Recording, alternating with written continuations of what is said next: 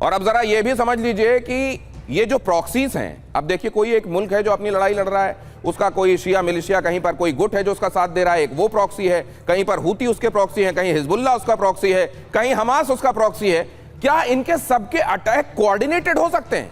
Iran ये कर रहा है, हिजबुल्लाह जब उधर से अटैक कर रहा है और ईरान इधर से अटैक कर रहा है, तो उसमें कोऑर्डिनेशन दिखाई दे रहा है। कौन संभाल रहा होगा सिनर्जी जब कहा जा रहा है ईरान के भीतर कमांड एक के बाद दूसरी खत्म की जा रही है, अब वो केवल मोज़ैक पैटर्न पर लड़ाई लड़ रहे हैं। अगर ऐसा हो रहा है तो हिजबुल्लाह का और ईरान का अटैक कोऑर्डिनेटेड कैसे, इसमें सिनर्जी कैसे दिखाई दे रही है, ये आपके पास आएंगे तो समझेंगे आशीष। लेकिन उससे पहले यह खबर देख लीजिए, ट्रंप की टेढ़ी चाल। दुनिया में टांगे उनकी सही हैं, चाल टेढ़ी है, ये बात ध्यान रखिएगा। दुनिया में सर्वनाश काल उनकी चालों की वजह से आ सकता है। 15 शर्तों के साथ उन्होंने सीज फायर की बात की है, सीज फायर का प्रपोजल दिया है। ईरान के चारों तरफ पैराट्रूपर्स की तैनाती भी वो करते जा रहे हैं। तो एक तरफ आप सीज फायर का प्रस्ताव देंगे और दूसरी तरफ आप पैराट्रूपर्स की तैयारी भी करते जाएंगे, तो आपका मंशा क्या है? जाहिर है वो ईरान ठीक नहीं मानेगा, और ठीक नहीं मानेगा तो वैसे ही वो पहले कह रहा है कि वैसे हम आपके साथ किसी भी तरह की बात नहीं कर सकते, इसके बाद तो बिल्कुल भी नहीं करेगा। और मध्यस्थ किसको बना रहा है? वो बहुत जरूरी है। पाकिस्तान को इस पूरी बातचीत में मध्यस्थ बनाया जा रहा है। ट्रंप की ये चाल क्यों टेढ़ी है, यहां पर ये 3 पॉइंटर्स आपको बहुत अच्छे से ये बात बता सकते हैं। पाकिस्तान जिस पर दुनिया में कौन रिलाय करता होगा आपको बताने की आवश्यकता नहीं, उसको मध्यस्थ बनाया जा रहा है। हालांकि उसके पीछे हवाला यह दिया जाता है, कई जानकारी ये कहते हैं कि किसी समय अमेरिका और चाइना के बीच में तनाव को कम करने के लिए ये 70 की बात की जाती है, पाकिस्तान ने भूमिका निभाई। फिर तालिबान और अमेरिका के बीच में चीजें ठीक करने की दिशा में भी पाकिस्तान ने भूमिका निभाई, ये भी कहा जाता है। और अब ये कहा जा रहा है यहां पर भी पाकिस्तान बड़ा कार आमद होगा। क्या ऐसा वाकई होगा? बहरहाल क्यों लोगों को ऐसा लग रहा है, कुछ लोगों को ये भी हम समझेंगे। 15 शर्तों के साथ सीज फायर वाला प्रपोजल। ईरान की शर्तों को कौन सुनेगा, जिसमें वो कह रहा है पहले कॉम्पनसेशन दो, हम पर सभी तरह के सैंक्शंस हटाओ, और अगर ये मंजूर नहीं है तो फिर बात बनेगी क्या? तो फिर वो बात जो बनेगी नहीं उसको शुरुआत करके दिखाने केवल टाइम बाइंग है क्या, ये भी हम समझेंगे। लेकिन जरा यहां पर ये इस बात को जब आप देख रहे हैं, इससे संबंधित एक सवाल मैं लेकर जाना चाहता हूं। पहले आपसे समझूंगा कार्तिकेय काले सर, ये प्रपोजल दिए क्यों जा रहे हैं जिनको हम लोगों को देख के लग रहा है ये बात कैसे बनेगी?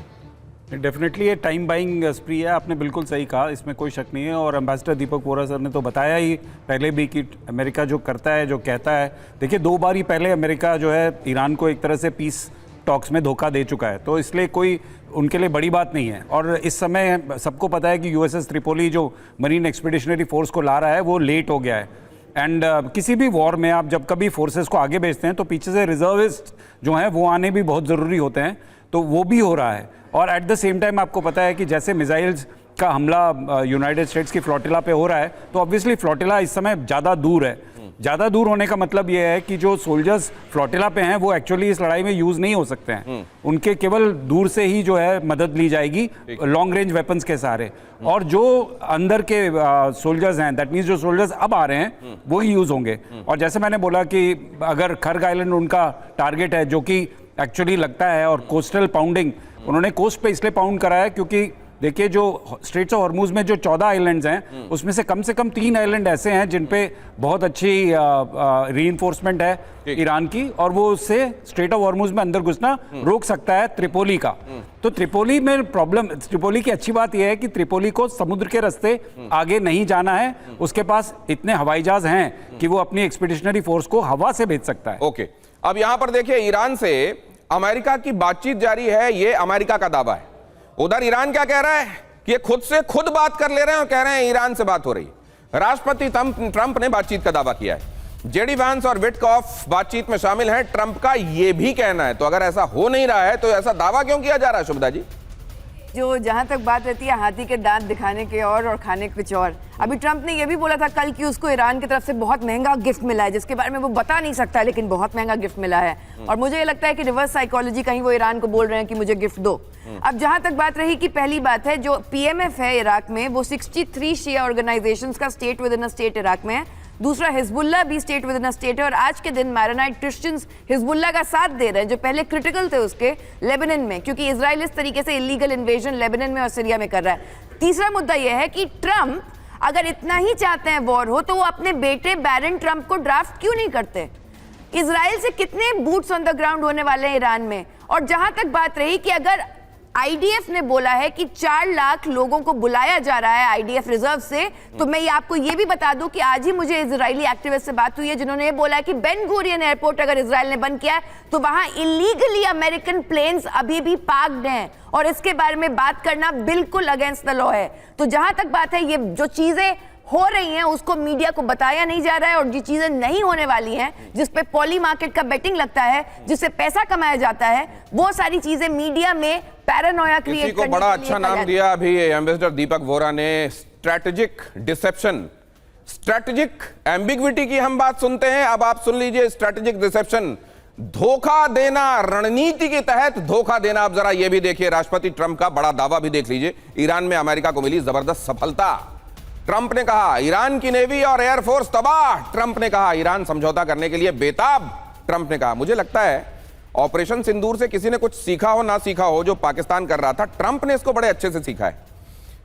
एम्बेसडर वोरा, कैसे अपनी पिटाई होने पर नाच के दिखाना है, भांगड़ा करके दिखाना है कि बड़ा मजा आ गया, चाहिए ही यही था कि कोई पीटे, क्योंकि शरीर बहुत दिनों से दुख रहा था, पिटाई से ऐसा लग रहा है जैसे शरीर की मालिश हो गई हो। यह दिखाना इस समय, ये ट्रंप इतना ओवर द बोर्ड क्यों दिखाने की कोशिश में? आप तो ट्रंप को मुझसे बेहतर जानते हैं, मैडम भी उनको जानती हैं। ये अभी उनको क्रिटिसाइज कर रही थी। ट्रंप किसकी परवाह करता है? मैं आपको कुछ कोट करना चाहता हूं सर डोनाल्ड ट्रंप के बारे में, विच मेरे दिमाग में वो बात फंसी हुई थी। किसी ने उनसे पूछा था कि तुम सॉवरेंटी या इंटरनेशनल लॉ के बारे में क्या सोचते हो, और इसने जवाब दिया कि माई ओन मोरालिटी, मेरा अपना मन, वही एक चीज है जो मुझे रोक सकता है। जो मैं फैसला करूंगा मैं वो करूंगा। International community, international law, United nation chole खाने जाए, मुझे कोई इनसे लेना देना। अब इस आदमी की जिसकी ये नियत हो वो रुकेगा नहीं सर। और ये सही है कि जो मुझे भी लगता है, मैंने भी ये सोचा नहीं था कि ईरान इतनी देर तक भिड़ जाएगा, लगा था कि बहुत जल्दी खत्म हो जाएगा। सर मैं तो ईरान, आप देखिए उधर हमास को देख लीजिए, उधर हिजबुल्लाह को देख लीजिए, ये प्रॉक्सी सर। बता दूं कि एक टाइम था, बेंजामिन नेतन्याहू ने कहा था कि हम 7 फ्रंट्स पे एक टाइम लड़ रहे हैं। जब हमास के साथ हुआ था, हमास से लड़ रहे हैं, हिजबुल्लाह से लड़ रहे हैं, हूती से लड़ रहे हैं, ईरान से लड़ रहे हैं, सीरिया से लड़ रहे हैं, इराक से लड़ रहे हैं, लेबनान से लड़ रहे हैं। अब वो फ्रंट्स कम हो गए हैं। हूती का आपने देखा है, मुंह तक नहीं खोला है, क्योंकि दिसंबर में बहुत मार पड़ी थी उनको सर। उनके बहुत से लीडर्स खत्म हो गए थे, उनकी मिसाइल और ड्रोन कैपेसिटी खत्म हो गई थी। और फिर राजों का राजा रुपया चुप करके बैठे हैं, रेड सी में कुछ नहीं करे, आपने नोटिस किया होगा। दूसरी तरफ से जो जिहादिस्तान है, वहां पे देखा होगा, लेट मी कंप्लीट सर, कि आजकल कुछ नहीं आप पढ़ रहे कि टीटीपी क्या कर रहा है और बलोच लिबरेशन आर्मी क्या कर रही है, वो सब दबा दिया, वो भी बहुत ठोक रहे हैं। और अगर जिहादिस्तान में कोई मीटिंग हुई, नहीं होगी, अगर हुई तो फिर आप पढ़ेंगे कि ये लोग क्या कर सकते हैं। सो मेरा मानना है कि this is a non starter. And finally Trump साहब को विक्ट्री चाहिए। अमेरिका के लोग वांट विक्ट्री, हार नहीं मानते हैं वो कभी। तो लेट्स विन, घर जाओ, बाकी आपकी समस्या आप संभालिएगा। अब ट्रम्प से आप पंगा लेना चाहते तो लीजिए, welcome, he is ready to take पंगा विद द होल वर्ल्ड, वो तो ले ही रहा है।